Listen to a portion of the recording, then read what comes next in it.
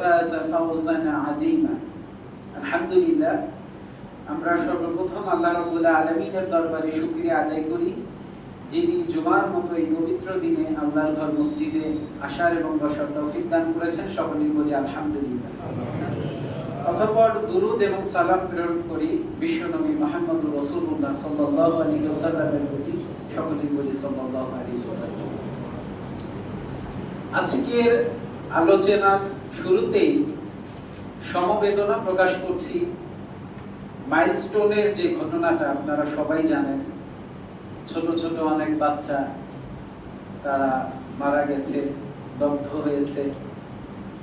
তো যারা মারা গেছে ছোট ছোট বাচ্চারা এবং অনেক শিক্ষকও মারা গেছেন, আল্লাহ রাব্বুল আলামিন সবাইকে শহীদ হিসেবে কবুল করে দিন। যারা ঈমানের সঙ্গে মারা গিয়েছেন তাদেরকে শহীদ হিসেবে আল্লাহ রাব্বুল আলামিন কবুল করে। এরপর এখনো যারা অসুস্থ আছে হাসপাতালে, যারা এখনো কাতরাচ্ছে, তাদেরকে আল্লাহ রাব্বুল আলামিন অতি দ্রুত পরিপূর্ণ শিফা দান করুন। আমিন। মাইলস্টোনের ঘটনা সামনে রেখে একটি কথা বলতে চাই। এখানে যে বাচ্চারা দগ্ধ হয়েছে, পড়ে গেছে, আমাদের দেখে সবারই অন্তরে খুব কষ্ট লেগেছে। এটা বাহ্যত একটা দুর্ঘটনা, ভেতরে কি হয়েছে আমরা জানি না, বাহ্যিক ভাবে এটা একটা দুর্ঘটনা। এই দুর্ঘটনার কবলে পড়ে অনেক বাচ্চারা দগ্ধ হয়েছে, আমাদের কষ্ট লেগেছে। কিন্তু 2 বছর যাবত ফিলিস্তিনের গাজার শিশুদের উপরে একই ঘটনা ঘটছে, পরিকল্পিতভাবে টার্গেট করে তাদেরকে মারা হচ্ছে। এই শিশুদের জন্য আমাদের একইভাবে কষ্ট লাগে কিনা? এরা হচ্ছে আমাদের দেশের মুসলিম শিশু। মাইলস্টোনে যারা মারা গেল তারাও মুসলিম। ফিলিস্তিনের গাজায় যারা মারা যাচ্ছে তাদেরকে পরিকল্পিতভাবে মারা হচ্ছে দিনের পর দিন। ইতিহাসের ভয়াবহতম দুর্ভিক্ষ সেখানে চলছে, না খেয়েও অনেক শিশু মারা যাচ্ছে, অনেক বয়স্ক লোকেরা মারা যাচ্ছে। তাদের জন্য আমাদের একইভাবে কষ্ট লাগে কিনা? যদি কষ্ট না লাগে তাহলে বুঝতে হবে যে আমাদের এই যে কষ্ট লাগা, এই যে দুঃখ বোধ, এই যে সমবেদনা, এটা আমাদের দেশের যে প্রত্যেকটা দেশের বর্ডার থাকে, হ্যাঁ, এই বর্ডারের মধ্যে আটকা পড়ে গেছে আমাদের এই কষ্ট লাগা। আল্লাহ রাসূল সাল্লাল্লাহু আলাইহি ওয়াসাল্লাম বলছেন, আল মুমিনুনা কাজাসাদিন ওয়াহিদিন, যে মুমিনরা হচ্ছে একটি দেহের ন্যায়। ইনিশতাকা আইনুহু, যদি তার চোখে ব্যথা হয়, ইশতাকা কুল্লু, তাহলে তার সর্বত্রই ব্যথা হয়। ওয়া ইনিশতাকা রাসুহু, যদি তার মাথায় ব্যথা হয় তাহলে তার সর্বত্রই ব্যথা হয়। অনেকেই দেখবেন যে মাইলস্টোনের ঘটনায় যেভাবে সমবেদনা প্রকাশ করেছে, ফিলিস্তিনের ঘটনায় তাদের সেভাবে কষ্ট লাগে না। এই জন্য এই বিষয়ে আমি শুরুতেই কিছু কথা বলে নিলাম। এবার আজকের যে মূল আলোচ্য বিষয়, সেই বিষয়ে প্রবেশ করি। গত মাসে আপনাদের সামনে আলোচনা করছিলাম যে আদর্শ সমাজ বিনির্মাণে মসজিদের কিছু কর্মসূচি। এটার প্রথম পর্ব আলোচনা করেছিলাম। আজকে এটা দ্বিতীয় পর্ব ইনশাআল্লাহ আলোচনা শুরু হবে। প্রথম পর্বে 17টি পয়েন্ট আলোচনা করেছিলাম, আজকে 18 নম্বর পয়েন্ট থেকে আলোচনা শুরু হবে। 18 নম্বর যে পয়েন্ট, যে মসজিদের যে কর্মসূচি হবে আদর্শ সমাজ বিনির্মাণে, সেটা হচ্ছে যে দিনব্যাপী মক্তব চলবে মসজিদে, সারা দিন ব্যাপী মক্তব চলবে। ছাত্ররা ব্যাচ ভিত্তিক নিজেদের সুবিধা মতো সময়ে আসবে। এটা হচ্ছে যে আমাদের আগেকার সময়ে আমাদের যারা মুরব্বীরা আছেন তারা জানবেন যে সুবহে সাদিকের পর, ফজরের পর একটা মক্তব হতো সকালবেলা। তো সেই সকালবেলার মক্তব, সেটা স্বাভাবিকভাবে সেটা যদি রাখা হয় মসজিদের সময়সূচি বা সুযোগ সুবিধার সঙ্গে মিলে এলাকাবাসী, সেটা থাকবে। কিন্তু এই সময়ে অনেকেই কিন্তু বিভিন্ন উসিলা দিয়ে আসতে চায় না। তাদের স্কুল থাকে, কিন্ডারগার্টেন, সেখানে যেতে হয়। এখন অনেক বাচ্চা ইংলিশ মিডিয়ামে পড়ে, তাদের সময়গুলো হচ্ছে মক্তবের যে সময়, সেই সময় তারা স্কুলে যায়। সেই জন্য এই সকালের যে মক্তব থাকে এটাতে অনেকে আসে না। এজন্য এটা অনেক জায়গায় চালু হয়েছে বর্তমানে বিভিন্ন নামে, যেরকম আফটার স্কুল মক্তব, এরকম। তো যে সারাদিন ব্যাপী চলে, যেরকম বিভিন্ন কোচিং সেন্টারে বিভিন্ন ব্যাচ চলতে থাকে, যেই ব্যাচে যার সময় হয়, যেই ছাত্রের যখন সুবিধা হয় সেই সময় আসে। এটা 1-1.5 ঘন্টা করে চললো সারা দিন ব্যাপী। ইমাম সাহেব আছেন, মুয়াজ্জিন আছেন, আরো যদি এখানে শিক্ষকরা রাখতে হয় তারা থাকলেন, এটা সারাদিন ব্যাপী চলবে। এবং এখানে কি কি শিক্ষা দেওয়া হবে? কোরআনের শিক্ষা, এটা তো অবশ্যই থাকবে, কোরআন বিশুদ্ধ করে শেখা। এরপরে কিছু হাদিস মুখস্থ করানো ছাত্রদেরকে। এটা দেখা যায় যে সেরকম আমাদের মাদ্রাসাগুলোতেও হয় না, আমাদের দেশের মাদ্রাসাগুলোতেও হাদিস মুখস্থ করার দিকে খুব অবহেলা দেখা যায়। এরপরে হচ্ছে দ্বীনের ফরজ পরিমাণ ইলম, ফরজ পরিমাণ জ্ঞান, যেটুকু না জানলেই নয়, প্রত্যেক মুসলিমের উপর যেটুকু জানা আবশ্যক, এই ইলম অর্জনের ব্যবস্থা এখানে থাকবে। প্রচলিত মক্তবগুলোতে দেখা যায় শুধুমাত্র কোরআন শিক্ষা থাকে, এর বাইরে তেমন কিছু থাকে না। কিছু অল্প স্বল্প কিছু মাসালা মাসাইল শেখানো হয়। তো এর বাইরে এটা হচ্ছে একটা ব্যতিক্রম ধর্মী মক্তব হবে, যেখানে কোরআন শিক্ষা থাকবে, হাদিস মুখস্থ করা থাকবে এবং দ্বীনের ফরজিয়া, দ্বীনের ফরজ পরিমাণ ইলম শিক্ষা দেওয়ার একটা ব্যবস্থা থাকবে। আল্লাহ রাসূল সাল্লাল্লাহু আলাইহি ওয়াসাল্লাম বলেছেন যে তালাবুল ইলমি ফারিদাতুন আলা কুল্লি মুসলিম। আমরা সবাই জানি হাদিস যে প্রত্যেক মুসলিমের উপর ইলম তালাশ করা, ইলম অন্বেষণ করা এটা ফরজ, প্রত্যেক মুসলিমের উপর। আপনি যত ব্যস্ত থাকুন না কেন, আপনি প্রতিদিন গোসল করেন, প্রতিদিন 3 বেলা খাওয়া দাওয়া করেন, আপনার যদি জরুরি কোনো ওষুধ খাওয়ার কোনো কারণ থাকে আপনি ওষুধ খান, সেগুলো কোনোভাবে আপনি বাদ দেন না।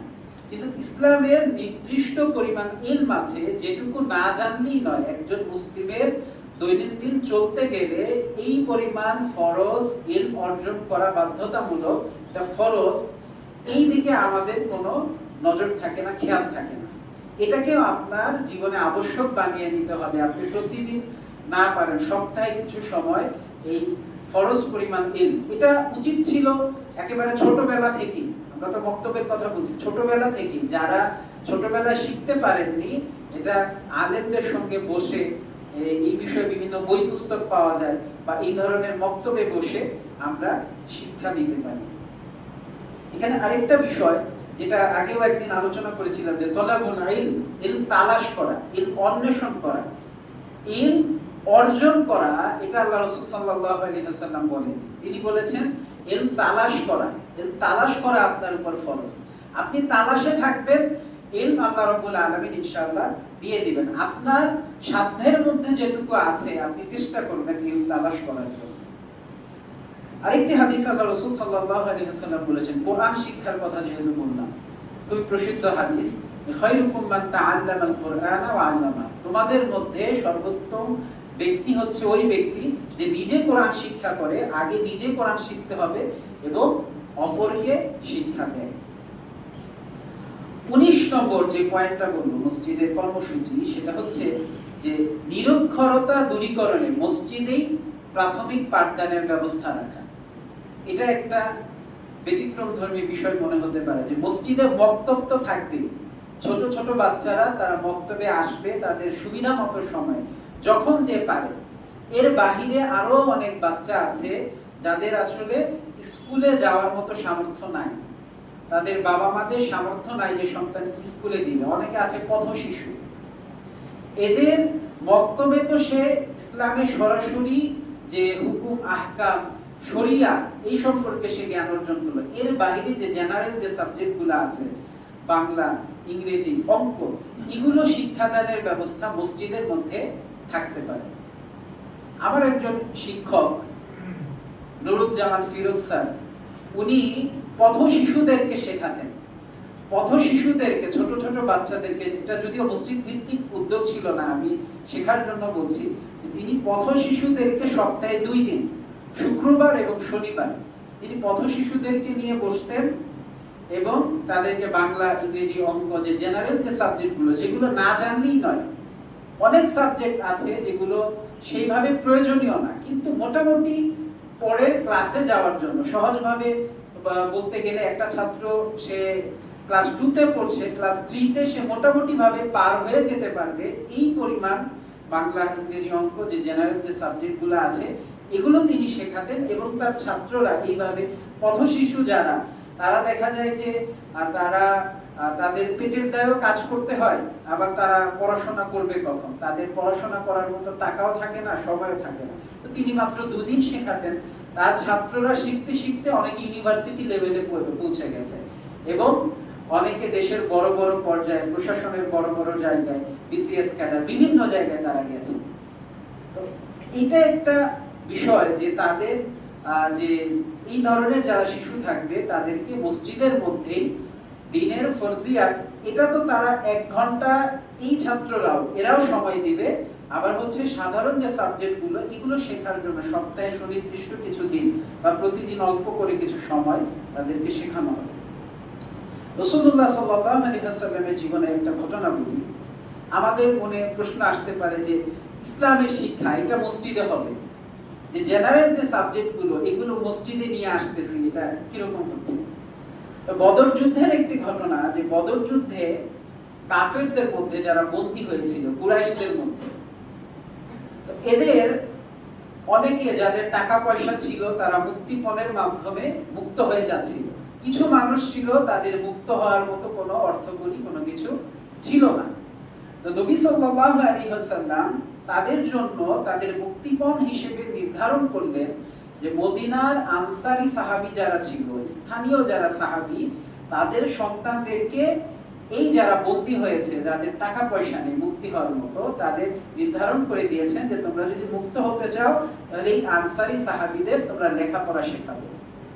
এবং কোন কোন গ্রন্থে, কোন কোন সিরাতের গ্রন্থে এসেছে যে প্রত্যেক বন্দী প্রতি 10 জন করে ছাত্র নির্ধারণ করা হয়েছে, তোমরা 10 জন করে ছাত্রকে শেখাবে, শিক্ষা দেবে, শেখানো যখন শেষ হবে তোমরা মুক্তি পেয়ে যাবে। একটা এখানে বোঝার বিষয়, বদর যুদ্ধে কারা ছিল? আবু জাহেল, আবু লাহাব, তাদের মতো লোকেরা ছিল, কাফের ব্যক্তিরা। তো তারা কি এই সাহাবায়ে কেরামের সন্তানদেরকে, তারা তো কাফের, তাদের তো ঈমান নেই, তারা কি ইসলাম শেখাবে? ইসলাম তো অবশ্যই শেখাবে না, এবং তাদের কাছে ইসলাম শিখতে যাওয়া একটা ভুল কাজ। তো তারা যেটা শেখাতে পারে, তারা ভাষা শেখাতে পারে, তারা সাহিত্য শেখাতে পারে, তারা অঙ্ক, গণিত শেখাতে পারে, সায়েন্সের বিভিন্ন বিষয় শেখাতে পারে, ভূগোলের বিভিন্ন বিষয় শেখাতে পারে। এই ধরনের বিষয়গুলোই তারা শিক্ষা দিয়েছে। রাসূলুল্লাহ সাল্লাল্লাহু আলাইহি ওয়াসাল্লাম কি পরিমাণ শিক্ষানুরাগী ছিলেন, তিনি এই সাধারণ সাবজেক্টগুলো, এগুলো আরেকটা বিষয় যে তারা ছিল মক্কার কুরাইশ বংশের, এবং এনারা এই সাহাবায়ে কেরাম ছিলেন মদিনা। এখানে মক্কা থেকে যে সাহাবায়ে কেরাম হিজরত করে মদিনায় এসেছেন তারাও ছিলেন, তাদের সন্তানেরাও ছিল, কিন্তু তারা যেহেতু মক্কার অনেক কৃষ্টি কালচার জানে, এখানে নির্ধারণ করে দিয়েছেন আনসারী সাহাবায়ে কেরামের যারা সন্তান, তারা মক্কার কৃষ্টি কালচার আর মদিনার কৃষ্টি কালচার আলাদা। তো ভিন্ন একটা কৃষ্টি কালচারের শিক্ষকদের থেকে যাতে কিছু শিখতে পারে সেটার ব্যবস্থা রাসূলুল্লাহ সাল্লাল্লাহু আলাইহি ওয়াসাল্লাম করে দিলেন, এবং সেটাকে মুক্তিপণ হিসেবে নির্ধারণ করলেন। এখান থেকে বোঝা যায় যে আমরা যেভাবে ভাগ করি যে বাংলা, ইংরেজি, অঙ্ক, এগুলো সরাসরি আমরা যে কোরআন, হাদিস, ফিকহ পড়ছি, এগুলো ইসলামিক সাবজেক্ট, এগুলো বুঝি অনেকটা আমরা যেভাবে বলতে চাই এগুলো অন ইসলামিক সাবজেক্ট না। সেটা যদি আপনি শরিয়ার মধ্যে থেকে আপনি নিয়ত বিশুদ্ধ রেখে পড়েন, সেটাকেও অন ইসলামিক সাবজেক্ট না, সেটাও এক হিসেবে ইসলামিক সাবজেক্টের মধ্যেই পড়ে। তবে সেটাকে আমরা যেগুলো সরাসরি দ্বীনের হুকুম আহকামের সঙ্গে জড়িত, সেগুলোকে আমরা শরিয়াত সাবজেক্ট বলতে পারি বা দ্বীনিয়াত, এভাবে বিভিন্ন ভাবে সেগুলোকে চিহ্নিত করা হয়।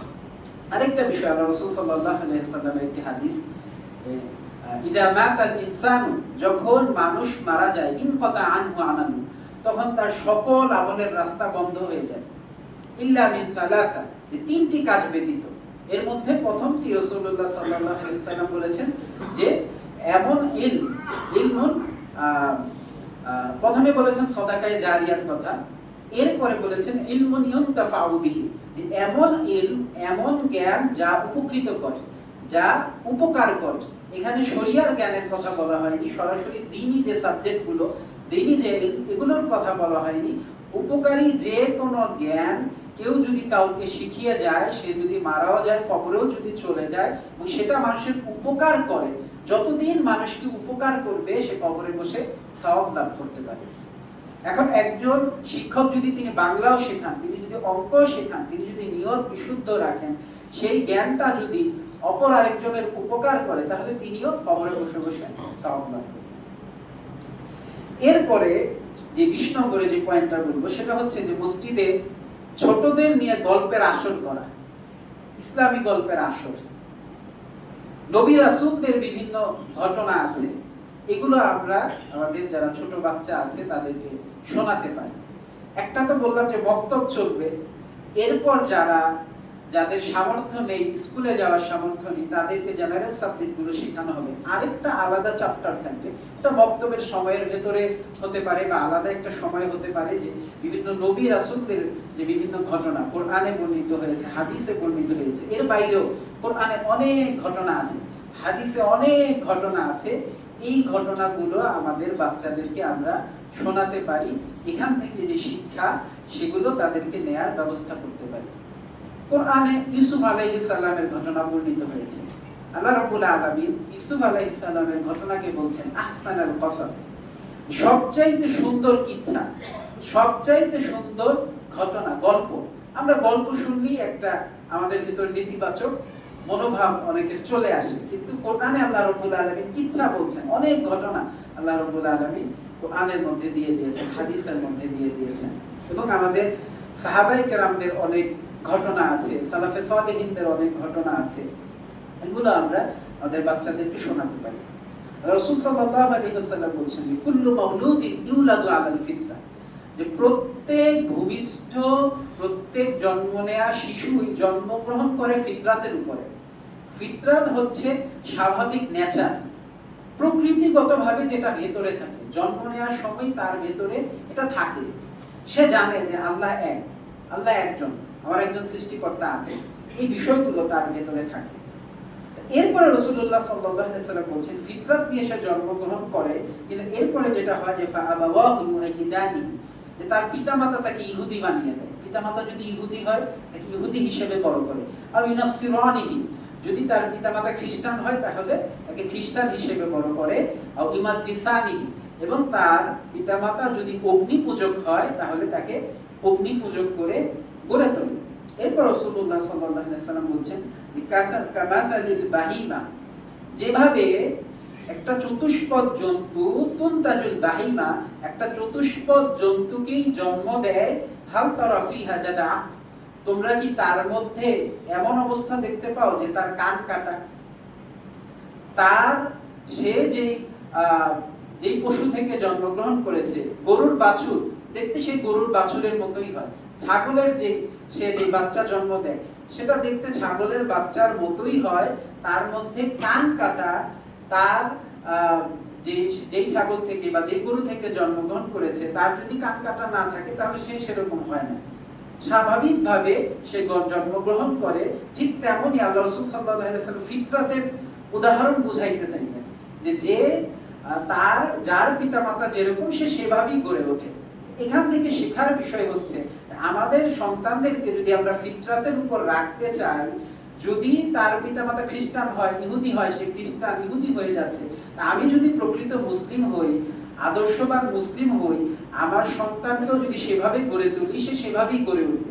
এবং সেভাবে গড়ে ওঠার একটা কার্যক্রম হচ্ছে তাদেরকে বিভিন্ন নবী রাসূলদের ঘটনা শোনানো, গল্প শোনানো, সাহাবায়ে কেরামের ঘটনা শোনানো। এই বিষয়ে অনেক বই পুস্তক আপনারা পাবেন। কোরআনের বিভিন্ন ঘটনা নিয়ে শুধুমাত্র কোরআনের গল্পগুলো সংকলন, এরকম একটি বই আছে কোরআনী গল্পগুচ্ছ নামে। হাদিসের গল্প নামে একটা বই আছে, হাদিস ফাউন্ডেশন থেকে প্রকাশিত। আমার নিজের লেখা একটা বই আছে, সেটা কোরআন এবং হাদিসের সংকলন নয়, বিশেষভাবে কোরআনের, হাদিসের, সাহাবায়ে কেরামের এবং সালাফে সালেহিনদের যত গল্প আছে, শুধুমাত্র সত্য ঘটনা। আমাদের ইসলামের ইতিহাসে এত সত্য ঘটনা আছে, সত্য গল্প আছে, কাল্পনিক গল্প বাচ্চাদেরকে যদি আপনি নাও শোনান সেই ভান্ডার আসলে ফুরাবে না। এরকম সব ধরনের গল্প, নির্দিষ্ট কোনো গল্প নয়। এরকম আমার একটা লেখা বই আছে যে গল্পগুলো মিথ্যা নয়, এটার প্রথম খণ্ড বের হয়েছে, আস্তে আস্তে এটার আরো খণ্ড আসবে। এটার উদ্দেশ্য হচ্ছে যে বিভিন্ন বিশ্বকোষ আপনারা দেখবেন, হাদিস বিশ্বকোষ, মাসালা মাসাইল বিশ্বকোষ। এই বিশ্বকোষের মধ্যে কি হয় যে এক একটা বিশ্বকোষ 20 খণ্ডে 30 খণ্ডে হয়ে থাকে। এগুলোর মধ্যে হাদিস বিশ্বকোষ শুধুমাত্র হাদিসই থাকে, মাসালা মাসাইল বিশ্বকোষ শুধুমাত্র সেগুলোর মধ্যে মাসালা মাসাইলই থাকে। এই গল্প আমার একটা এরকম চিন্তা আসলো মাথায় যে শুধুমাত্র যে ইসলামের ইতিহাসে যে গল্পগুলো আছে, কোরআন হাদিস থেকে শুরু করে ইতিহাসের সাহাবায়ে কেরাম, সালাফে সালেহিন, তাদের গল্পগুলো নিয়ে শুধুমাত্র একটা বই হওয়া দরকার।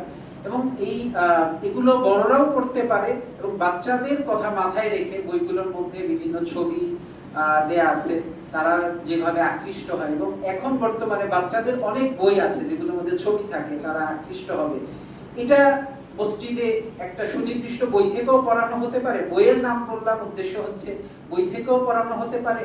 আবার এখানে ইমাম সাহেব বা খতিব সাহেব বা মুয়াজ্জিন সাহেব ওনারা যদি দায়িত্বে থাকেন, ওনারা নিজ থেকেও কোনো গল্প শোনাতে পারেন এবং বইগুলো থেকে তাদেরকে ছবিগুলো দেখাতে পারেন যাতে তারা আকৃষ্ট হয়। 21 নম্বরে যে পয়েন্টটি বলবো সেটা হচ্ছে, প্রথম যে পয়েন্টটা বলেছিলাম যে ছোটদের বক্তব্য। এখন সব বয়সী যারা মানুষ আছেন, আমাদেরও তো কোরআন শিক্ষার দরকার আছে, আমাদেরও হাদিস পাঠের দরকার আছে। দিনের যে পরিমাণ ফরজ ইলম অর্জন না করলেই নয়, সেটা তো আমাদেরও জানার দরকার আছে। অনেকের বাবা মা ছোটবেলায় হয়তো বা বুঝতে পারেননি, আমাদেরকে বক্তব্যে দেননি, দিনী শিক্ষা দেননি, এই ঘাটতিটা আমাদের মধ্যে রয়ে গেছে। তাহলে মসজিদে আরেকটা কার্যক্রম থাকবে যে বয়স্ক যারা আছেন ওনাদের জন্য কোরআন শিক্ষা, দ্বীনের ফরজিয়াত শিক্ষার একটা ব্যবস্থা থাকবে এবং এটা তারা আলোচনা করে, যদি প্রয়োজনে একটা ব্যাচ হয় একটা ব্যাচ, বা যদি একাধিক ব্যাচের প্রয়োজন হয় সুবিধা মতো সময়ে মসজিদের ইমাম খতিব তাদের সঙ্গে বসে এটার ব্যবস্থা করবেন। এবং এইখানেও আগের মতোই বিশুদ্ধভাবে কোরআন শিক্ষা। একটা বিষয় বলতে হয় যে সাহাবায়ে কেরামের মধ্যে অনেকে, আমাদের একটা অভিযোগ যে আমার বয়স হয়ে গিয়েছে, আমি কোরআন বিশুদ্ধভাবে পড়তে পারি না, বা যে আরবি হরফগুলো উচ্চারণ, এগুলো আমার উচ্চারণ করা কষ্টকর হয়। এটার একটা উত্তর হচ্ছে, জবাব হচ্ছে, সাহাবায়ে কেরামদের মধ্যে বড় একটা অংশ তারা বৃদ্ধ বয়সে মুসলিম হয়েছেন, বৃদ্ধ বয়সে তারা ইসলাম পেয়েছেন, 40, 50, 60, 65। সালমান আল ফারসি রাদিয়াল্লাহু আনহু, তিনি কত বছর বেঁচে ছিলেন এটা নিয়ে ইখতিলাফ আছে। এরকমও বর্ণনা পাওয়া যায় যে তিনি প্রায় 200-250 বছর তিনি বেঁচে ছিলেন। এবং তিনি যখন ইসলাম পান, অলরেডি এই মতটা যদি আমরা ধরি তাহলে তার বয়স 100-150 হয়ে গেছে। এই অবস্থায় তিনি ইসলাম পেয়েছেন। তারাও তো সালাত আদায় করতেন, এবং বিশুদ্ধভাবে যদি আপনি সালাত আদায় না করেন, তেলাওয়াত যদি আপনার বিশুদ্ধ না হয়, তাহলে এটা আপনার সালাতে সমস্যা হবে। তারাও তো কোরআন শিখেছেন। এবং সালমান আল ফারসি রাদিয়াল্লাহু আনহু, তিনি ছিলেন পারস্যের, তার ভাষা তো আরবি ছিল না। আরেকটা ব্যাপার হচ্ছে যে আমরা মনে করি যে সাহাবায়ে কেরামের ভাষা আরবি ছিল, তারা তো হরফগুলো সুন্দরভাবে সঠিকভাবে উচ্চারণ করতে পারতেন। তা আরবের অনেক গোত্র আছে, দেখবেন যে সিলেটি একটা মানুষকে যদি আপনি শুদ্ধ ঢাকায় আমরা যেভাবে বাংলায় কথা বলি সেভাবে বলতে বলেন, তার কষ্ট হয়ে যাবে, শিখতে হবে, সময় লাগবে। চট্টগ্রামের একজনকে ধরে আনলে, তাকে যদি বলেন যে তিনি যদি কখনো স্কুলে না গিয়ে থাকেন, শুদ্ধ বাংলা তার বুঝতেও সমস্যা হবে, তাকে বলাতেও অনেক কষ্টকর হয়ে যাবে। তো সাহাবায়ে কেরামেরও এরকম, আরবে এরকম অবস্থা ছিল যে বিভিন্ন গোত্র ছিল, এক একজনের আরবির উচ্চারণ এক এক রকম ছিল। তারাও সেটা কোরআন যেভাবে বিশুদ্ধ করে পড়তে হয় সেভাবে তারা কষ্ট করে বিশুদ্ধ করে নিয়েছেন। এটার পেছনে তারা পরিশ্রম করেছেন। এই পরিশ্রমটা আমাদেরও করা উচিত। এবং সর্বোত্তম মানুষের কাতারে যদি পড়তে চাই, আল্লাহ রাসূল সাল্লাল্লাহু আলাইহি ওয়াসাল্লাম যেটা বলেছেন, আগেই বলেছেন যে খায়রুকুম মান তাআল্লামাল কুরআনা ওয়া আল্লামা। তোমাদের মধ্যে সেই ব্যক্তি হচ্ছে সর্বোত্তম যে নিজে কোরআন শিক্ষা করে এবং অপরকে শেখায়। আর প্রত্যেক মুসলিমের উপর ইলম তালাশ করা, অন্বেষণ করা এটা ফরজ। আমি যদি যেটুকু পরিমাণ ইলম অর্জন করা ফরজ, এটুকু অর্জন না করে কবরে চলে যাই, তাহলে আল্লাহ রাব্বুল আলামিনের দরবারে জবাব দিতে হবে। আমি যদি এখন শেখা শুরু করি, আল্লাহর কাছে তওবা করে, আগে শিখতে পারিনি, তাহলে আশা করা যায় এই শেখার জার্নির মধ্যেও যদি আমি আল্লাহর কাছে চলে যাই, আল্লাহ আমাকে ক্ষমা করে দিবেন, আশা করা যায়।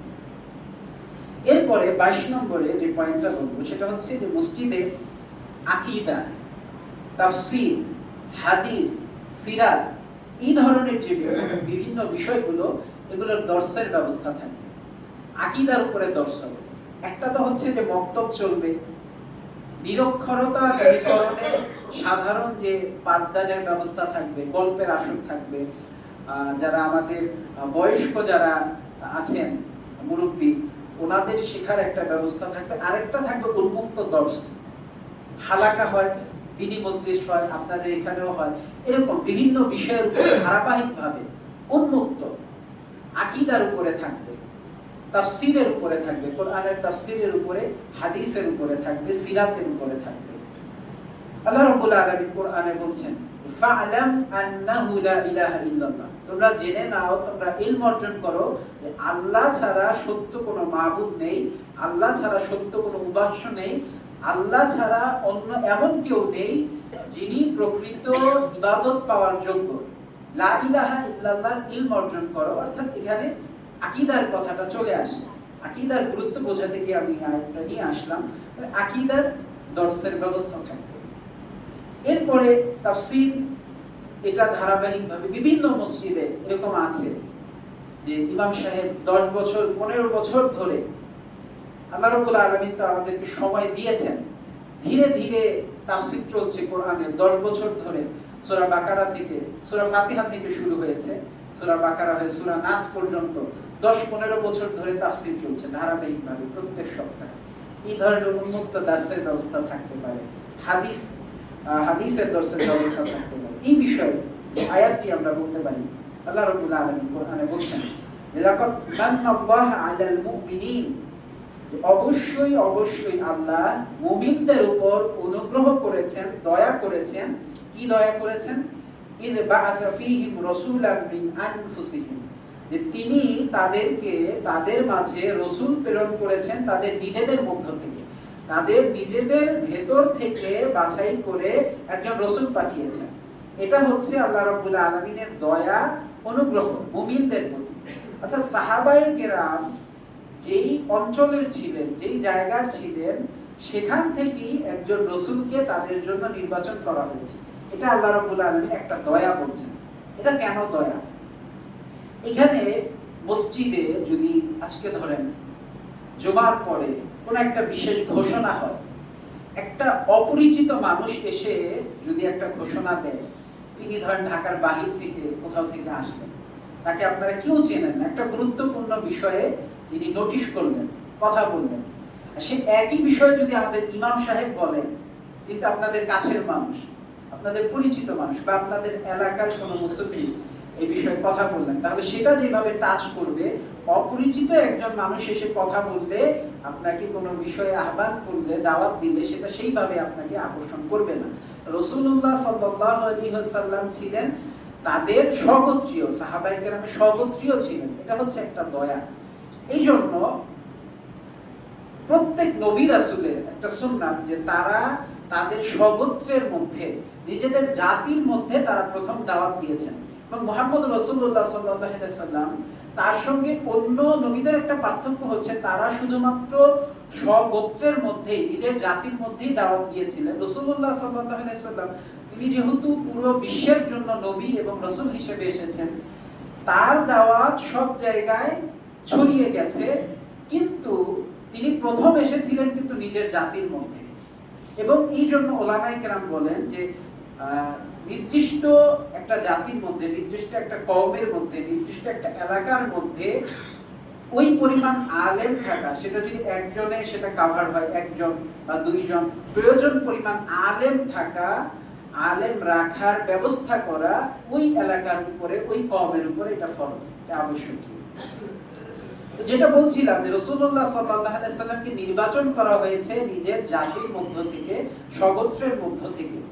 এরপরে বলা হচ্ছে যে ইয়াতলু আলাইহিম আয়াতিহি, যে তিনি তাদের উপর আয়াত পাঠ করেন, আয়াত তেলাওয়াত করেন, ইযাক্কিহিম, এবং তাদেরকে পরিশুদ্ধ করেন। তাদের উপর আয়াত পাঠ করেন, আয়াত তেলাওয়াত করেন এবং তাদেরকে পরিশুদ্ধ করেন, বিশুদ্ধ করেন। তাহলে বিশুদ্ধতার জন্য আপনার কোরআন অবশ্যই লাগবে। আপনি যদি ব্যক্তি হিসেবে বিশুদ্ধ হতে চান, পরিশুদ্ধ হতে চান, তাহলে কোরআন লাগবে। আপনি যদি আপনার সমাজকে, আপনার জাতিকে আপনি পরিশুদ্ধ করতে চান, তাহলে কোরআন লাগবে। আপনি যদি আপনার রাষ্ট্রকে পরিশুদ্ধ করতে চান, তাহলে কোরআন লাগবে। এই কোরআনের ব্যবস্থাপনা, কোরআনের শিক্ষা যদি থাকতো, তাহলে মাইলস্টোনের মতো এই ঘটনাগুলো আমরা হয়তোবা কমিয়ে আনতে পারতাম। একটা সাম্প্রতিক একটা ঘটনা, যে পুলিশের সাবেক এক মহাপরিদর্শক, আপনারা হয়তো এই ঘটনা জানেন, যে তার গুলশানের বাড়িতে এই পরিমাণ পোশাক আশাক, সানগ্লাস, এরপরে পাঞ্জাবি, পায়জামা, টি শার্ট, এই ধরনের স্বাভাবিক বিষয়গুলো, এগুলোই এই পরিমাণ পাওয়া গেছে যেগুলো দিয়ে 10-12টা শোরুম দেয়া যাবে। এই পরিমাণ সম্পদের পিছনে কেন দৌড়েছে? কোরআনের শিক্ষা তার মধ্যে ছিল না। আল্লাহ রাব্বুল আলামিন কোরআনে বলছেন, আলহাকুমুত তাকাসুর, যে বেশি বেশি পাওয়ার লোভ, প্রাচুর্যের প্রতিযোগিতা তোমাদেরকে ভুলিয়ে রেখেছে, হাত্তা যুরতুমুল মাকাবির, এমনকি এমত অবস্থায় তোমরা কবরের সাথে সাক্ষাৎ করে ফেলো। তোমরা কবরে চলে যাও, তারপরে তোমাদের প্রাচুর্যের প্রতিযোগিতা তোমাদের মধ্যে চলতে থাকে। কার থেকে কে বেশি লাভ করতে পারি, কার থেকে কে বেশি কামাতে পারি, বৈধ অবৈধর কোনো আমরা খোঁজ রাখি না। এই কোরআনের পরিশুদ্ধতা, কোরআনের শিক্ষা যদি আমাদের মধ্যে থাকতো, তাহলে আমরা জাতি হিসেবে, রাষ্ট্র হিসেবে আমরা পরিশুদ্ধ হতে পারতাম। এরপরে আল্লাহ রাব্বুল আলামিন বলছেন রাসূলুল্লাহ সাল্লাল্লাহু আলাইহি ওয়াসাল্লামের গুণ, ইউআল্লিমুহুমুল কিতাব, যে তিনি তাদের উপর আয়াত পাঠ করেন, তাদেরকে পরিশুদ্ধ করেন, ইউআল্লিমুহুমুল কিতাব, এবং তাদেরকে কিতাবের তালিম দেন, কিতাবের শিক্ষা দেন, আল হিকমা, এবং হিকমত শিক্ষা দেন। হিকমাহ মানে হচ্ছে, তাফসীর কারকগণ যেটা ব্যাখ্যা করেছে সেটা হচ্ছে হাদিস। কিতাব শিক্ষা দেবে, কোরআন শিক্ষা দেবে, এবং হাদিস শিক্ষা দেবে। এখানে শিক্ষা বলতে গেলে যেটা আমরা তাফসীর নামে বুঝে থাকি, কারণ কোরআন, এটা এখানে আরো একটা বিষয় চলে আসে। বর্তমানে আপনারা এরকম অনেক মানুষ দেখবেন যে শুধু কোরআন মানবে, হাদিস মানবে না। রাসূলুল্লাহ সাল্লাল্লাহু আলাইহি ওয়াসাল্লাম তো কোরআন, সে তো কোরআন মানে, কোরআনকে স্বীকার করে, হাদিসকে স্বীকার করছে না। তাহলে আল্লাহ রাব্বুল আলামিন এখানে বলছেন রাসূলুল্লাহ সাল্লাল্লাহু আলাইহি ওয়াসাল্লাম তিনি ওয়াইউআল্লিমুহুমুল কিতাব, যে তাদেরকে কিতাব শিক্ষা দিয়েছেন। তো কিতাব যেহেতু নবী সাল্লাল্লাহু আলাইহি ওয়াসাল্লাম শিখিয়ে দিয়েছেন, তাহলে তার সেই শিক্ষাটা কোথায় গেল? সেই শিক্ষাটা তো আমাদের দরকার। এবং যদি শুধুমাত্র কোরআন মানাই, কিতাব মানাই যথেষ্ট ছিল, তাহলে নবী রাসূল আল্লাহ রাব্বুল আলামিন কেন যুগে যুগে প্রেরণ করলেন? সরাসরি তিনি একটা কিতাব পাঠিয়ে দিতেন মানুষের কাছে, সেই কিতাব দেখে দেখে যার যার বুঝ অনুযায়ী সে মানত। একজন নবী দেওয়ার উদ্দেশ্যই হচ্ছে যে এই কিতাব কিভাবে মানবে, এর ব্যাখ্যা কি, তিনি সেটা শিক্ষা দিয়েছেন, যেটাকে আমরা আধুনিক ভাষায় বা পরবর্তী উলামায়ে কেরাম যেটাকে তাফসীর নাম দিয়েছেন। এবং হাদিস শিক্ষা দিয়েছেন। হাদিস কাকে বলা হয়? রাসূলুল্লাহ সাল্লাল্লাহু আলাইহি ওয়াসাল্লামের যে বাণী, তিনি স্বাভাবিকভাবেও অনেক তিনি কথা বলেছেন, এগুলো হচ্ছে হাদিস। এবং কোরআনের ব্যাখ্যা দিতে গিয়েও তিনি অনেক কথা বলেছেন, কোরআনের তিনি তালিম দিয়েছেন এই আয়াত অনুযায়ী, সেগুলো হচ্ছে হাদিস। এখান থেকে আমরা বুঝতে পারি যে রাসূলুল্লাহ সাল্লাল্লাহু আলাইহি ওয়াসাল্লামকে আল্লাহ রাব্বুল আলামিন যে প্রেরণ করলেন দয়া হিসেবে, কি কি কাজ? তিনি আয়াত তেলাওয়াত করবেন, পরিশুদ্ধ করবেন, কিতাবের তালিম দিবেন এবং হাদিসের তালিম দিবেন। এগুলো আমাদের মসজিদে থাকা দরকার। এরপর আল্লাহ রাব্বুল আলামিন একেবারে আয়াতের শেষে বলছেন, ওয়া ইনকানু মিন ক্বাবলু লাফি যালালিম মুবিন, যদিও ইতোপূর্বে তারা সুস্পষ্ট পথভ্রষ্টতার উপরে ছিল, সুস্পষ্ট পথভ্রষ্টতার মধ্যে তারা ছিল। এই সুস্পষ্ট পথভ্রষ্টতা থেকে আল্লাহ রাব্বুল আলামিন তাদেরকে বের করে আনলেন এই কাজগুলোর মাধ্যমে। এরপর আরেকটা বিষয় বলছি যে সিরাত, রাসূলুল্লাহ সাল্লাল্লাহু আলাইহি ওয়াসাল্লামের জীবনী, এটা মসজিদের মধ্যে সিরাতের তালিম দেয়া, সিরাত নিয়ে আলোচনা, রাসূলুল্লাহ সাল্লাল্লাহু আলাইহি ওয়াসাল্লামের জীবনী নিয়ে আলোচনা, এটাও থাকতে হবে। এই ব্যাপারে কোরআনে আল্লাহ রাব্বুল আলামিন বলছেন, লাকাদ কানা লাকুম ফি রাসূলিল্লাহি উসওয়াতুন হাসানাহ, যে তোমাদের জন্য সর্বোত্তম আদর্শ রয়েছে আল্লাহর রাসূলের মাঝে। আল্লাহর রাসূলের মাঝে অবশ্যই অবশ্যই তোমাদের জন্য সর্বোৎকৃষ্ট আদর্শ রয়েছে। রাসূলুল্লাহ সাল্লাল্লাহু আলাইহি ওয়াসাল্লামের জীবনে যে আদর্শগুলো রয়েছে, এগুলো যদি আমরা জানতে চাই, রাসূলুল্লাহ সাল্লাল্লাহু আলাইহি ওয়াসাল্লামের জীবনী নিয়ে আমাদের মধ্যে আলোচনা থাকা দরকার। 23 নম্বরে যে পয়েন্টটা বলবো সেটা হচ্ছে যে সালাত প্রশিক্ষণ। সালাতের প্রশিক্ষণ আমাদের মসজিদের মধ্যে থাকবে, এবং সালাতের ভিতরে আমরা যে সূরাগুলো বলি, যে দোয়াগুলো বলি, যে আজকারগুলো বলি, এগুলোর অর্থ কি, এগুলোর অর্থ আমরা জানি না বলে সালাতের মধ্যে আমাদের মনোযোগ বৃদ্ধি পায় না, সালাতের মধ্যে আমাদের মনোযোগ থাকে না। এগুলো শিক্ষাদানের মসজিদের মধ্যে ব্যবস্থা থাকে।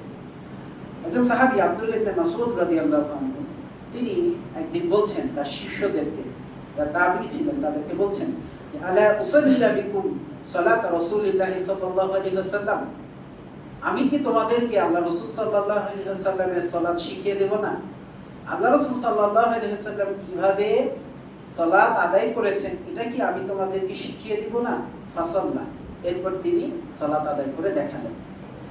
এখান থেকে বোঝা যায় যে সাহাবায়ে কেরামের মধ্যেও এই যে সালাত প্রশিক্ষণ দেয়া, সালাত শিখিয়ে দেয়া, সালাতে অনেকগুলো কাজ করতে হয়, এগুলো আমরা যুগ পরম্পরায় আমরা শিখেছি। এগুলো যদি আমরা আমাদের যারা সামনের প্রজন্ম ছিল তাদের থেকে যদি আমরা না শিখতাম, তারা যদি তাদের আগে যারা ছিলেন তাদের থেকে না শিখতেন, এভাবে রাসূলুল্লাহ সাল্লাল্লাহু আলাইহি ওয়াসাল্লাম পর্যন্ত এভাবে যদি শিক্ষাটা না আসতো, তাহলে শুধুমাত্র আমি মুখে বলে দিলাম যে রুকু এইভাবে করতে হয়, সিজদা এইভাবে করতে হয়, এভাবে তো বোঝা কঠিন। এই প্রশিক্ষণটা আমাদের মধ্যে থাকা দরকার। এবং সাহাবায়ে কেরাম শিখেছেন রাসূলুল্লাহ সাল্লাল্লাহু আলাইহি ওয়াসাল্লাম থেকে। তিনি যে বললেন যে রাসূলুল্লাহ সাল্লাল্লাহু আলাইহি ওয়াসাল্লামের সালাত শিখিয়ে দেব না, রাসূলুল্লাহ সাল্লাল্লাহু আলাইহি ওয়াসাল্লাম বলেছেন সাল্লু কামা রাআইতুমুনি উসাল্লি, তোমরা সেইভাবে সালাত আদায় করো যেভাবে আমাকে সালাত আদায় করতে দেখছো। তাহলে রাসূলুল্লাহ সাল্লাল্লাহু আলাইহি ওয়াসাল্লাম যেভাবে রুকু দিয়েছেন সেভাবে যদি আমার রুকুটা করতে চাই, রাসূলুল্লাহ সাল্লাল্লাহু আলাইহি ওয়াসাল্লাম যেভাবে সিজদা দিয়েছেন সেভাবে যদি আমার সিজদাটা করতে চাই, তাহলে প্রশিক্ষণের ব্যবস্থা থাকা উচিত। 24 নম্বরে যে পয়েন্টটা বলবো সেটা হচ্ছে যে আরো কিছু প্রশিক্ষণ আছে। ওযুর প্রশিক্ষণ, ওযু কিভাবে আমরা করব সুন্নাহ মাফিক, এটারও একটা প্রশিক্ষণ থাকা উচিত। এরপরে 25 নম্বর মাইয়িতকে গোসল দেওয়ার প্রশিক্ষণ। মানুষ যখন মারা যায়, আমাদের সমাজে দেখা যায় যে সুনির্দিষ্ট কিছু ব্যক্তি ছাড়া, আমাদের এলাকায় দেখেছি সুনির্দিষ্ট কিছু মুরব্বী ছাড়া, তারা ছাড়া মাইয়িতকে, কোনো ব্যক্তি মারা যাওয়ার পরে তাকে কিভাবে গোসল দেওয়া হবে এটা তারা ছাড়া আর কেউ জানে না। তারা যদি অসুস্থ হয়ে যায় বা দূরে কোথাও চলে গেছে, সেই সময় এলাকার কেউ মারা গিয়েছে, তাহলে সেটা নিয়ে একটা পেরেশানি শুরু হয়ে যায় যে গোসল কিভাবে দেওয়া হবে। এটা মসজিদে একটা ব্যাপকভাবে প্রশিক্ষণের একটা ব্যবস্থা থাকতে পারে ইমাম সাহেবের নেতৃত্বে, যে মানুষ মারা গেলে তাদেরকে সুন্নাহ মাফিক কিভাবে গোসল দেওয়া হবে। 26 নম্বরে যেটা বলবো সেটা হচ্ছে যে হজ প্রশিক্ষণ। হজ প্রশিক্ষণও এটাও আমাদের মসজিদে ব্যবস্থা থাকা উচিত। একজন আলেম, কিছুদিন আগে তার বক্তব্য শুনছিলাম, তিনি 10-12 বছর ধরে তিনি হজ এজেন্সির সঙ্গে কাজ করছেন, হজের তিনি মুআল্লিম হিসেবে থাকেন। তিনি বলছেন যে তার অভিজ্ঞতা থেকে যে বাংলাদেশ থেকে যারা হজে যায় 60% মানুষের হজ হয় না। 60% মানুষের হজ জীবনে মানুষ কয়বার করে? সাধারণত আমাদের দেশ থেকে হজ করতে গিয়ে 7 থেকে 8 লাখ টাকা লেগে যায়। এই পরিমাণ টাকা দিয়ে কারো সামর্থ্য নাই যে দ্বিতীয়বার হজ করবে। যার একবার সামর্থ্য হয়, দ্বিতীয়বার আবার সামর্থ্য হয়, এই পরিমাণ লোক খুব কম পাওয়া যায়। আমাদের দেখা যায় যে একটা বিষয় স্বাভাবিক, আমরা ঈদের সালাত বছরে একবার করি, সেটা শিখিয়ে দিতে হয় না, একটু বলে দিতে হয় সামনে থেকে ইমাম সাহেবকে। হজ জীবনে একবার করি, সেটার যদি কোনো প্রশিক্ষণ না নেই, সেই হজটা সহিভাবে করে। এবং হজের মধ্যে অনেক কাজ, জটিল জটিল কিছু কাজ, যেগুলো আপনি জীবনে ওই একবার ছাড়া দ্বিতীয়বার হয়তো বা করার আপনার সুযোগ আসবে না। এখন আপনার উপর হজ ফরজ হয়েছে, সেটা যদি পরিপূর্ণভাবে না হয় তাহলে সেই ফরজটা আপনার ভিতর রয়ে গেল। এখন বিভিন্ন জায়গায় বিভিন্ন প্রতিষ্ঠান, যেমন আসন্না ফাউন্ডেশন, তারা হজ প্রশিক্ষণ দিয়ে থাকে। কিন্তু এটাকে যদি আমরা আরো ব্যাপক করতে চাই, তাহলে এলাকা ভিত্তিক, যেমন এই বছর, সামনের বছর ধরা যাক এই এলাকার 5 জন মানুষ হজে যাবে, তারা সরাসরি ইমাম সাহেব বা এখানে যারা খতিব আছেন আপন মানুষ, তাদের থেকে হজের প্রশিক্ষণ দিলেন। এটা খুব সুন্দর একটা ব্যবস্থা। আল্লাহ রাসূল সাল্লাল্লাহু আলাইহি ওয়াসাল্লাম তিনি বলছেন, সাহাবায়ে কেরামকে বলছেন, তিনি জীবনে বিদায় হজ যেটা বলা হয়, একবারই হজ করেছিলেন। সেখানে বলছেন যে ইয়া আইয়ুহান নাস, ওহে মানুষেরা, খুযু মানাসিকাকুম, তোমরা তোমাদের হজের যে নিয়ম কানুনগুলো এগুলো শিখে নাও। অন্য বর্ণনা এসেছে যে খুযু আন্নি মানাসিকাকুম, তোমরা যে হজের যে পদ্ধতি, হজ করার যে নিয়ম, এটা আমার কাছ থেকে শিখে নাও। তাহলে হজ হচ্ছে শিখে নেওয়ার বিষয়, শিখে নেওয়ার জিনিস।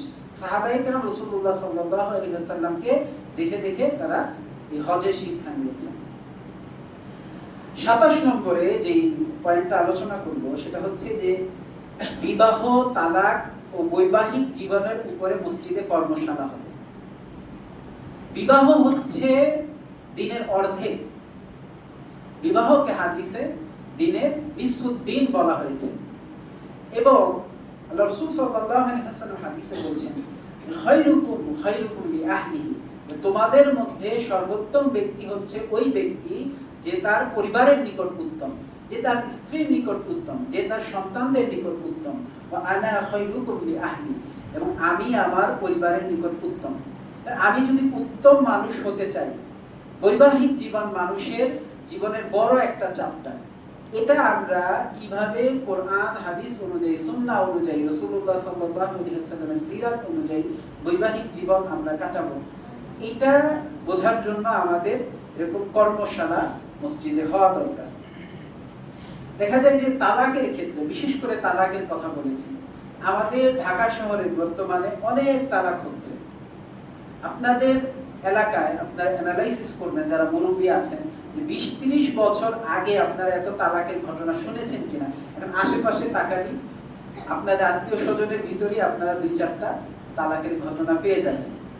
দেখা যাচ্ছে যে আমরা যেভাবে তালাক দিচ্ছি এইভাবে বিশুদ্ধভাবে তালাকও হচ্ছে না, আমরা বিদাতি তালাক দিচ্ছি। বিদাতি তালাক কি? একসঙ্গে 3 তালাক দেয়া, এটাকে উলামায়ে কেরাম বিদাত বলেছেন। তো তালাক দিলে হয়ে যাবে, কিন্তু এটাকে উলামায়ে কেরাম বিদাতি তালাক বলেছেন। তার এইভাবে যে তালাক দিচ্ছি এবং বিভিন্ন আমরা ভাষা ইউজ করি, দেখা যাচ্ছে যে বংশসহ তালাক দিয়ে দিচ্ছে। এই যে এই ধরনের কথাবার্তা আমরা বলি, এগুলো বলি এই কারণেই যে আমাদের ভিতরে এই বিষয়ে জ্ঞান নেই। এবং তালাক এরকম একটা বিষয়, তালাক যদি দুষ্টমি করেও দেয়, তালাক যদি হাদিসে এসেছে যে 3টা বিষয় যদি দুষ্টমি করেও বলা হয় তাহলে সেটা কার্যকরী হয়ে যায়। এর মধ্যে একটা হচ্ছে তালাক, কিন্তু এই বিষয়ে আমাদের কোনো জ্ঞান নেই। এই বিষয়ে আলাদাভাবে মসজিদের মধ্যে মজলিস হওয়া দরকার, কর্মশালা হওয়া দরকার। 28 নম্বরে যেটা বলবো যে এলাকার নারীদের দ্বীন শিক্ষার একটা ব্যবস্থা ইমাম সাহেব করবেন। এক হাদিসে এসেছে যে জাআত ইমরাআতুন ইলা রাসূলিল্লাহি সাল্লাল্লাহু আলাইহি ওয়াসাল্লাম, একদা আল্লাহ রাসূল সাল্লাল্লাহু আলাইহি ওয়াসাল্লামের কাছে একজন নারী সাহাবী তিনি আসলেন। ফাকালাত, তিনি বললেন, ইয়া রাসূলুল্লাহ, হে আল্লাহর রাসূল, যাহাবার রিজালু বিহাদিথি, আপনার সব হাদিস তো পুরুষেরা নিয়ে যাচ্ছে, আপনার সব হাদিস পুরুষেরা শুনছে। ফাজআল লানা মিন নাফসিকা ইয়াওমান, আপনি আপনার পক্ষ থেকে আমাদের জন্য একটি দিন নির্ধারণ করুন। নাতিকা ফিহি, আমরা সেই দিন আসব।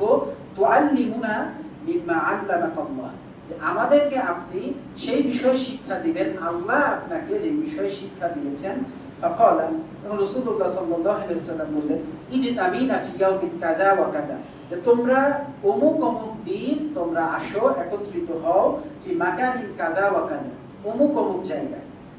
ফাজতামানা, এরপর নারী সাহাবীরা যারা ছিলেন তারা একত্রিত হলেন। ফাআতাহুন্না রাসূলুল্লাহ সাল্লাল্লাহু আলাইহি ওয়াসাল্লাম, এরপর আল্লাহ রাসূল সাল্লাল্লাহু আলাইহি ওয়াসাল্লাম আসলেন। তিনি বললেন যে মা ফাআল্লামাহুন্না মিম্মা আল্লামাহুন্না, আল্লাহ তাকে যা শিক্ষা দিয়েছেন তিনি তা শিক্ষা দিলেন। এরপর বললেন, একটি হাদিস বললেন, মা মিনকুন্না ইমরাআতুন তুকাদ্দিমু বাইনা ইয়াদাইহা মিন ওয়ালাদিহা সালাসা, যে একজন নারী তার পেছনে, সে যদি পেছনে অর্থাৎ সে যদি 3 জন সন্তানকে, মিন ওয়ালাদিহা সালাসা, 3 জন সন্তানকে যদি তার আগে পাঠিয়ে দেয়, অর্থাৎ তার 3 জন সন্তান যদি আগে মারা যায়, ইল্লা কানা লাহা হিজাবান মিনান নার, যে এই 3 জন সন্তান জাহান্নামের আগুন থেকে তার জন্য পর্দা হিসেবে থাকবে। এই 3 জন সন্তান যদি মারা যায় কোন নারী, তাহলে তারা জাহান্নামের আগুন থেকে তাদের জন্য পর্দা হয়ে যাবে। ইল্লা ফাকালাত ইমরাআতুন মিনহুন্না, তখন তাদের মধ্য থেকে একজন নারী সাহাবী তিনি বললেন, ইয়া রাসূলুল্লাহ ইসনাইনি, হে আল্লাহর রাসূল, যদি 2 জন মারা যায়? তিনি বললেন সুম্মা ক্বাল ওয়াসনাইনি ওয়াসনাইনি ওয়াসনাইনি, তিনি বললেন যে 3 বার বললেন যে দুজনও যদি মারা যায়, দুজনও যদি মারা যায়, দুজনও যদি মারা যায়, অর্থাৎ দুজনও মারা গেল, তারা জাহান্নামের আগুন থেকে সেই তার মায়ের জন্য পর্দা হিসেবে, জাহান্নামের আগুন থেকে পর্দা হিসেবে, আড়াল হিসেবে 3 জন সন্তান থাকে। আমরা এই যে এখান থেকে একটা শিক্ষার বিষয় যে নারীদের সঙ্গে যখন আলোচনা হবে, বিশেষ মজলিস হবে, সেখানে নারীদের জন্য যেগুলো বিশেষভাবে দরকার, এই হাদিস থেকে বোঝা যায় যে নারীদের জন্য যেগুলো বিশেষভাবে দরকার সেই বিষয়গুলো নিয়ে আলোচনা হবে। এবং এখান থেকে আরেকটা বিষয়, সাম্প্রতিক একটা বিষয়, যে মাইলস্টোনে আপনারা একজন দেখলাম যে একজন বাবা তিনি বলছেন যে তার 3 জন সন্তান মারা গেছে। 3 জন সন্তান যদি মারা যায়, এটা তাদের জন্য, পিতামাতার জন্য জাহান্নামের আগুন থেকে পর্দা হবে, এটা তাদের জন্য একটা সান্ত্বনা। এবং 2 জনও যদি মারা যায় এবং 1 জনও যদি মারা যায়, সেই ব্যাপারেও হাদিসে ফজিলত এসেছে। আরেকটা বিষয় ছোট করে বলে শেষ করে দিই, যে মসজিদের উদ্যোগে, ইমাম সাহেবের উদ্যোগে নারীদের সালাত, তেলাওয়াত, ফরজিয়াত, বক্তব্যে যে শিক্ষাগুলো থাকবে এবং যে প্রশিক্ষণগুলোর কথা বললাম, সালাত, ওযু, মাইয়াতকে গোসল শেখানো, এই যে শিক্ষা, এই শিক্ষাগুলো ইমাম সাহেব তো সরাসরি নারীদেরকে দূর থেকে আলোচনা করতে পারবে, কিন্তু সালাত শিক্ষা দেয়া, ওযু শিক্ষা দেয়া, মাইয়াতকে গোসল শিক্ষা দেয়া, এরপরে তেলাওয়াত বিশুদ্ধভাবে শেখানো, এটার জন্য সরাসরি তাদের সামনে উপস্থিত থাকা দরকার। এটা কারা শিখাবে? এটা মসজিদের উদ্যোগে এলাকার মধ্যে যারা জ্ঞানী যে নারীরা আছেন, যদি নারী আলেমা হন, নারী তিনি কোরআন সম্পর্কে জানেন, এই বিষয়গুলো সম্পর্কে জানেন, তাহলে এরকম কাউকে নির্ধারণ করা যে তিনি যাতে নারীদেরকে এই বিষয়গুলো শিক্ষা দিতে পারেন। আল্লাহ রাব্বুল আলামিন আজকে যে আলোচনা হলো আমাদেরকে মানার তৌফিক দান করুন। আকুলু কওলি হাযা ওয়াস্তাগফিরুল্লাহ লি ওয়া লাকুম ওয়া লিসাইরিল মুসলিমিনা মিন কুল্লি যামব আস্তাগফিরুহু ওয়া আতুবু ইলাইহি ইন্নাহু হুয়াত তাওয়াবুর রাহিম।